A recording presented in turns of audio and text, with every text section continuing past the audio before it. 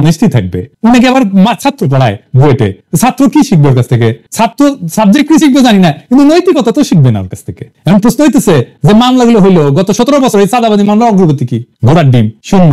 এটা চাঁদাবাজির মামলাও হাসিনা গত 17 বছর কোন আদালতে প্রমাণ করতে পারে নাই। এমনকি কোন বিবাদী এই সমস্ত ভুয়া মামলা চালাইতেও চায় নাই। তো প্রভুবাদ কোথেকে পাইলো এগুলা? দেখেছেন কিরকম যাওরা, কিরকম যাওরা। এনায়েতের ভিডিওতে আমিন আহমেদ ভুঁইয়া নামে এক ব্যবসায়ীর কথা বলছে, যাকে নাকি তারেক রহমান হুমকি দিছিল চাঁদার জন্য। অথচ আমিন আহমেদ ভুঁইয়া নিজেই দাবি করছে যে তাকে জোর কইরা তারেক রহমানের বিরুদ্ধে মামলা করানো হয়েছিল। প্রেসিডেন্ট সাহেব আগে দেখান প্রভুপাত কি কইছে।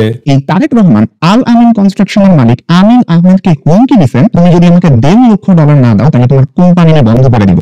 তারপরে দেখান আমিন আহমেদ ভুঁইয়া কি। কারণ একটা ইস্যু বিষয় মামলাটি তখন বর্তমানে রাষ্ট্রবান তারেক রহমান। আমি নিজে যদি উদ্যোগী মামলা করতাম তাহলে মামলা চালুই থাকতো। আমার যদি উদ্যোগ বা ইচ্ছা থাকতো স্বাভাবিক বিষয়, আমি তার সময় কেন মামলা করতে যাবো? আমার তো সিনিয়র যদি মহাসচিব নমিনেশন দিয়ে আমার সাথে রাজনীতি করি। মানে প্রভুপাত ভিডিওতে যার নাম উল্লেখ করে দাবি করছে তার কাছে তারেক রহমান চাঁদা চাইছে, সে নিজেই বলতেছে যে তার কাছে তারেক রহমান টাকা চায় নাই, তাকে মামলা করতে বাধ্য করছে মইনুর আহমেদের সরকার। মানে ও যে বলছে বিপিতের মধ্যে ক্ষমতা